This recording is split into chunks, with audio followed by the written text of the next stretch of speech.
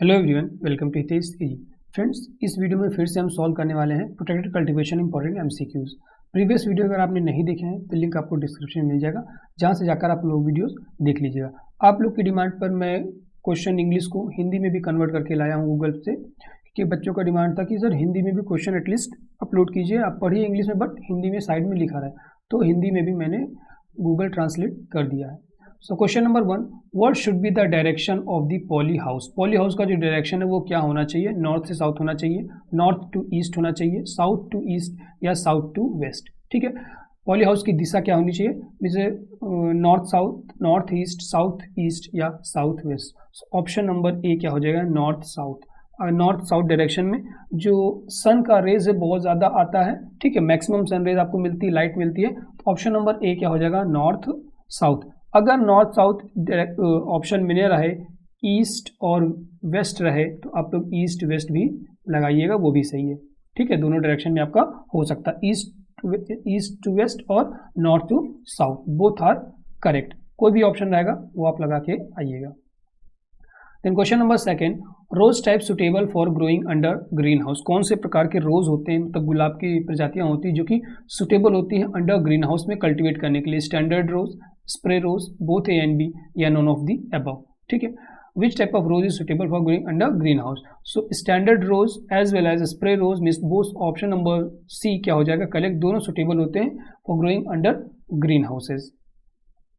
Then question number 3, what should be the minimum thickness of a single film cladding?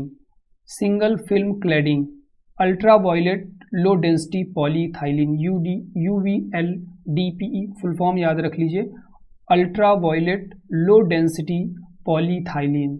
ठीक है, full form है UVLDPE का। Thickness minimum कितनी होनी चाहिए? 100 माइक्रॉन्स होनी चाहिए, 150 माइक्रॉन्स, 200 माइक्रॉन्स या 250 माइक्रॉन्स? तो it should be 200 microns. Option number B क्या होनी चाहिए? इतनी मिनिमम थिकनेस होना चाहिए। ऑप्शन नंबर बी क्या हो जाएगा? सॉरी, ऑप्शन नंबर सी क्या हो जाएगा? 200 माइक्रॉन, करेक्ट।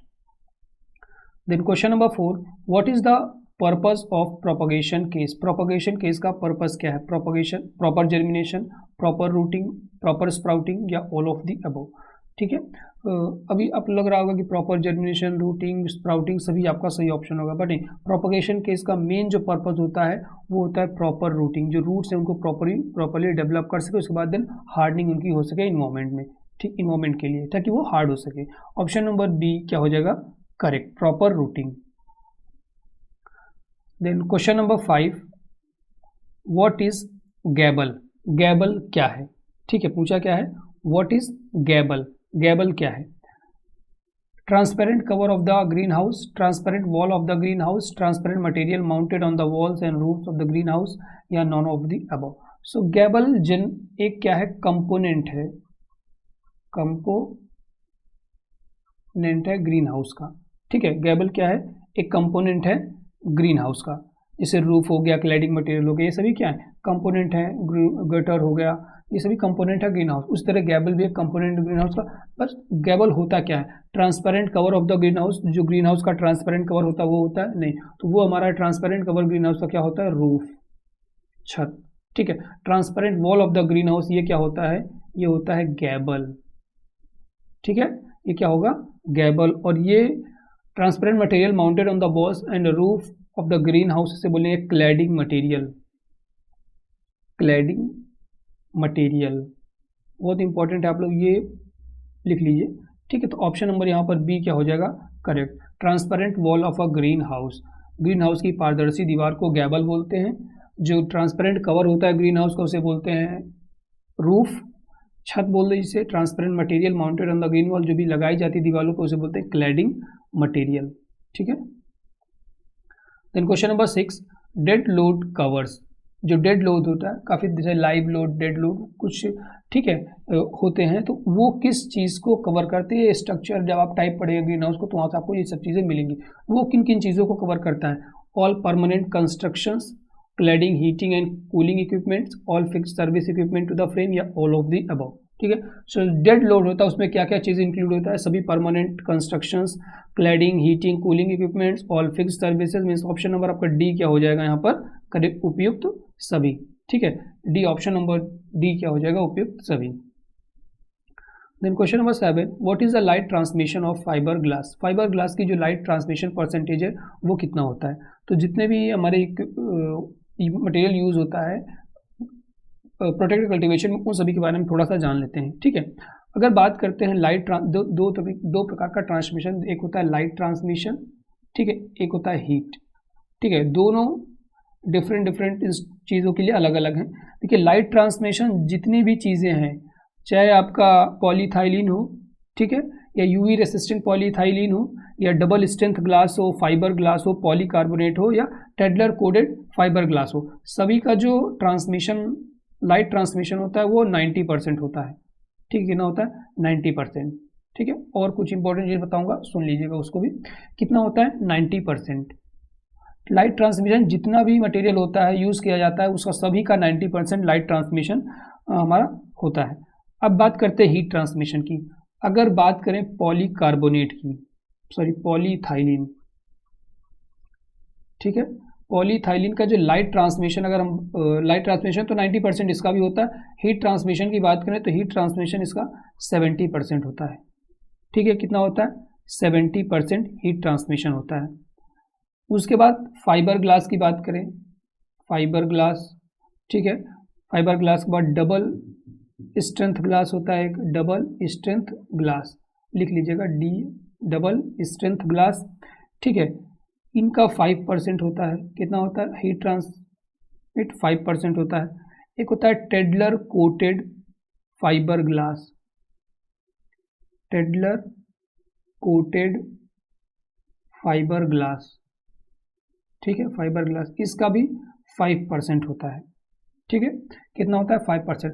अगर हम ड्यूरेबिलिटी की बात करें तो जो पॉलीथाइलिन होता है उसका 1 साल ड्यूरेबिलिटी होती है। ठीक है, या 1 साल 6 महीने से 1 साल ऐसे कह दे, या 1 साल से 1.5 साल, अप्रॉक्स 1 साल उसका ड्यूरेबिलिटी होती है। अगर फाइबर ग्लास की बात करें तो फाइबर ग्लास की 7 ईयर्स होती है। ठीक है, ये लिखते जाइए कि मैं जो बोल रहा हूँ, एक तरफ आप लाइट लिख लीजिए, एक तरफ हीट का, देन उसका ड्यूरेबिलिटी का, तो 7 ईयर होता है। Double strength glass, DSG double strength glass, इसका जो ड्यूरेबिलिटी होता है वो 50 साल, 50 ईयर्स होता है। ठीक है, कितना होता है, 50 ईयर्स। पॉलीकार्बोनेट की बात करें, पॉलीकार्बोनेट, ठीक है, पॉलीकार्बोनेट, पॉलीकार्बोनेट की अगर हम हीट कैपेसिटी बात करें तो 5% होती है ट्रांसफ़र, और इसकी भी 50 साल इसकी ड्यूरेबिलिटी होती है। कितने, 50 साल। ठीक है, और टेडलर कोटेड की बात करें तो टेडलर कोटेड की 15 साल, 15 ईयर्स इसकी ड्यूरेबिलिटी। ड्यूरेबिलिटी मतलब इतने लंबे समय तक ये रहेगा, उसके बाद खराब हो जाता है। खराब इन द सेंस है कि आपका फट जाएगा, कट फट जाएगा, तो इतनी ड्यूरेबिलिटी होती है। Then question number 8, which of the following is not most useful irrigation system, is the most useful irrigation system in greenhouse। Green house में जो मोस्ट यूजफुल इरिगेशन सिस्टम वो कौन सा है, ड्रिप, फ्लड, स्प्रिंकलर, या all of the above. बताऊंगा नहीं, comment आप लोग कीजिएगा इसका सही आंसर क्या होगा। इससे पहले जो वीडियोस बनाए हैं वहाँ पर ये वीडियोस, ये क्वेश्चन आपका ऑलरेडी प्रेजेंट था, इससे रिलेटेड था, या सेम टू सेम नहीं, बस इससे रिलेटेड था। ठीक है फ्रेंड्स, एक आप लोग से बात शेयर करनी थी कि जो हमने पार्ट 4 बनाया था वीडियो का, पार्ट 4, ठीक है, उसमें कुछ मिस्टेक हो गई हैं। इतना हेक्टिक रहता है, जल्दी जल्दी वीडियो बनाना रहता है क्योंकि बच्चों का एग्ज़ाम था। तो पार्ट 4 में क्वेश्चन नंबर 40 और 41, 40 और 41, ठीक है, ये दोनों में मिस्टेक हो गई, जहाँ पर गलत ऑप्शन मैंने बता दिया है। तो वो मैंने कमेंट पिन कर दिया है, तो आप लोग वहाँ पर देख लीजिएगा कि 40 का आंसर कौन सा होगा, 41 का कौन सा होगा। ठीक है, जहाँ पर स्पैन टाइप जो भी हमारा ग्रीन हाउस था और एक lean to type greenhouse था, दोनों में कोई हमारा ऑप्शन गलत हो गया था। तो आप लोग वो देख लीजिएगा कि सही ऑप्शन क्या होगा। नीचे वहीं पर मैंने कमेंट पिन कर दिया है, पार्ट 4 में है। ठीक है, यहाँ पर क्वेश्चन 40 और 41 है। Then question number 9, which type of mulch is common in guava crop. Guava crop में किस प्रकार की मल्च कॉमन है, organic mulch, black polythene, sawdust, या soil mulch. So option number A क्या हो जाएगा, organic mulch is common in guava. ठीक है, ब्लैक पॉलीथीन का मेनली हम लोग यूज़ करते हैं मल्चिंग में। फ्रेंड्स, अगर आप कोई भी कॉम्पिटिटिव एग्जाम की प्रिपरेशन कर रहे हैं तो आप हमसे पेड PDF परचेज कर सकते हैं। ठीक है, PDF आपकी पेड रहेंगी, कॉस्ट इफेक्टिव रहेगी, क्वेश्चन ऑथेंटिक रहेंगे जो कि मोस्ट ऑफ द क्वेश्चन एक प्रीवियस एग्जाम में आए हुए हैं या आ सकते हैं। और कोई भी कम्पिटिटिव एग्जाम में अगर आप एंट्रेंस की भी तैयारी कर रहे हैं तो आप हमसे PDF परचेज कर सकते हैं, जिसके लिए आप कॉन्टैक्ट कर सकते हैं। हमारा व्हाट्सएप नंबर 7905601596। काफ़ी बच्चे ऑलरेडी परचेज कर रहे हैं क्योंकि उन्हें उससे बेनिफिट मिल रहा है, तो आप लोग भी परचेज कर सकते हो। हमारा जो यूट्यूब चैनल है उसको भी आप लोग, टेलीग्राम चैनल उसको भी आप लोग ज्वाइन कर लीजिएगा, हितेश AG के नाम से है, ठीक है। दूसरा चैनल हितेश AG डिस्कशन, जहाँ पर आप अपने क्वेश्चन भी सेंड कर सकते हैं। और एक रिक्वेस्ट रहेगी बच्चों से कि वो अपनी चीज़ें उस पर सेंड कर देते हैं, कोई लिंक सेंड कर देते हैं ग्रुप पे, तो वो चीज़ मत किया कीजिए, नहीं तो फिर आपको हटाना पड़ेगा मेरे को। तो अब वो लोग में अपना क्वेश्चन है तो आप क्वेश्चन पूछिए। आप नेगेटिव क्वेश्चन भी पूछ सकते हैं, पॉजिटिव कोई भी अगर आप तारीफ कर रहे हैं तभी अच्छी बात है, अगर नेगेटिव कमेंट है तभी हम देखते हैं उसको, ऐसा नहीं है कि हम उसको हटा देते हैं। बट आप लोग कुछ चीज़ें शेयर मत किए जी उस पर। Question number 10, which era is considered as the golden era of greenhouse in the England? कौन सा इरा है जो कि इंग्लैंड में golden era of greenhouse के नाम से जाना जाता है? Elizabeth era, Edwardian era, Georgian era या विक्टोरियन इरा, ठीक है। किस इरा को golden era of the greenhouse जाना जाता है इंग्लैंड में? Victorian era. Option number D क्या हो जाएगा? विक्टोरियन इरा।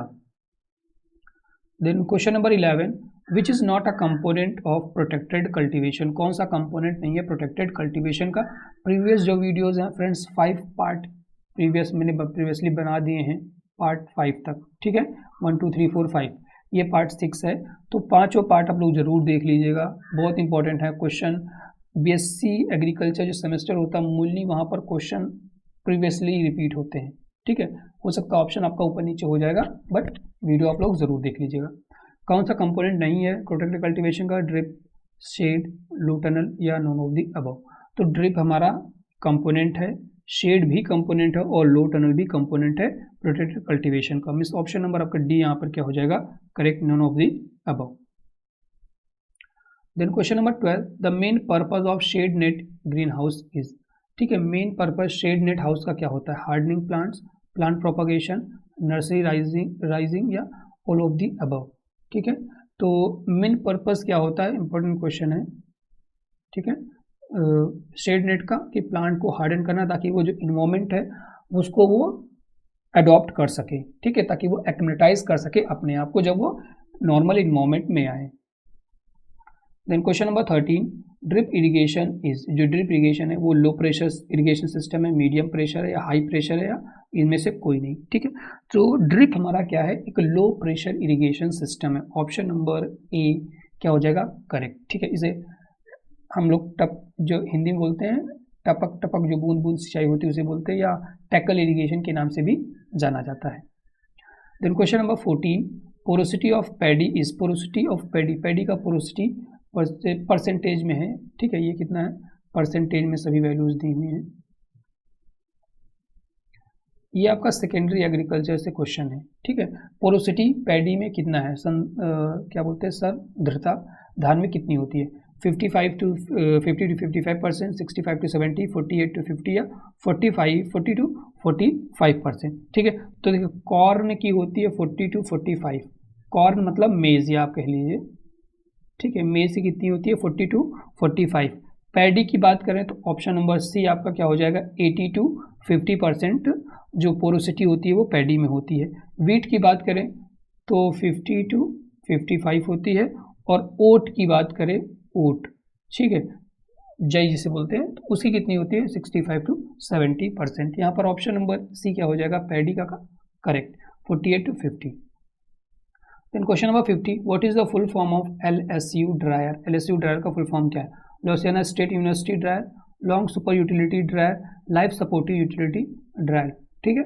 तो ये बना था ऑप्शन USA, ठीक है, Louisiana State University dryer. Option number A क्या हो जाएगा?